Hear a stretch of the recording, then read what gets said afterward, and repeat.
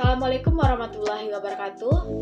Perkenalkan, saya Salsabila Putri, mahasiswa Fakultas Hukum Universitas Yakuala dengan NIM 2003-10-10-238. Di video ini saya akan menjawab soal ujian lisan hukum peralihan dan pengadaan tanah. Pada soal nomor 1, pertanyaannya, buatlah skema pada penetapan perencanaan, persiapan, pelaksanaan, dan penyerahan hasil pada pengadaan tanah. Berikut skema tahapan pengadaan tanah. Berdasarkan pasal 3 Peraturan Pemerintah Republik Indonesia Nomor 19 Tahun 2021, tahapan pengadaan tanah bagi pembangunan untuk kepentingan umum diselenggarakan melalui tahapan berikut. Pada tahapan perencanaan, dibuat dokumen untuk instansi yang memerlukan tanah. Pada tahap persiapan, pada tahap ini dilakukan konsultasi publik oleh instansi yang memerlukan tanah dengan pemerintah provinsi serta dilakukan penetapan lokasi oleh gubernur. Pada tahap pelaksanaan, dilakukan penetapan ganti kerugian dan perolehan tanah oleh lembaga pertanahan. Terakhir, pada tahapan penyerahan hasil untuk instansi yang memerlukan tanah. Lanjut pada pertanyaan kedua, uraikan tahapan perencanaan pengadaan tanah.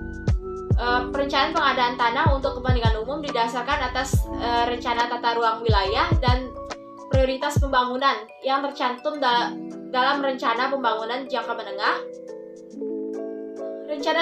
rencana strategis, rencana kerja pemerintah oleh instansi yang bersangkutan. Perencanaan pengadaan tanah untuk kepentingan umum disusun dalam bentuk dokumen perencanaan pengadaan tanah yang disusun berdasarkan studi kelayakan yang dilaksanakan sesuai dengan ketentuan peraturan perundang-undangan yang berlaku. Dokumen perencanaan ini ditetapkan oleh instansi yang memerlukan tanah dan diserahkan kepada pemerintah provinsi, yang mana isi itu paling sedikit memuat ada maksud dan tujuan rencana pembangunan, ada kesesuaian dengan rencana tata ruang wilayah dan rencana pembangunan nasional dan daerah. Berisi bagaimana letak tanah, luas tanah yang dibutuhkan, gambaran umum status tanah, perkiraan waktu pelaksanaan pengadaan tanah, perkiraan jangka waktu pelaksanaan pembangunan, perkiraan nilai tanah, dan yang terakhir ada rencana penganggaran. Lanjut pada pertanyaan soal nomor 3, pada tahap manakah konsultasi publik dilakukan? Uraikan sejauh mana pemahaman Anda terkait konsultasi publik. Seperti tadi yang sudah saya jelaskan pada soal nomor 1, konsultasi publik dilaksanakan pada tahapan persiapan setelah dilakukannya pemberitahuan perencanaan pembangunan kepada masyarakat dan pendataan awal lokasi rencana pembangunan.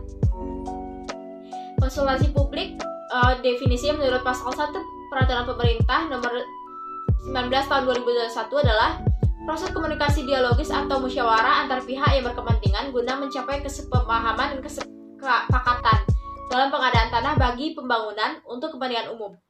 Konsultasi publik rencana pembangunan dilaksanakan untuk mendapatkan kesepakatan lokasi rencana pembangunan dari pihak yang berhak dan masyarakat yang terkena dampak serta dilaksanakannya tempat rencana pembangunan untuk kepentingan umum atau tempat yang disepakati.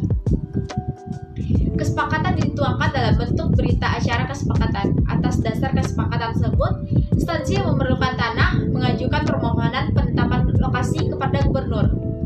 Gubernur kemudian menetapkan lokasi dengan jangka waktu paling lama 14 hari kerja, terhitung sejak diterimanya pengajuan permohonan penetapan oleh instansi yang memerlukan tanah tersebut.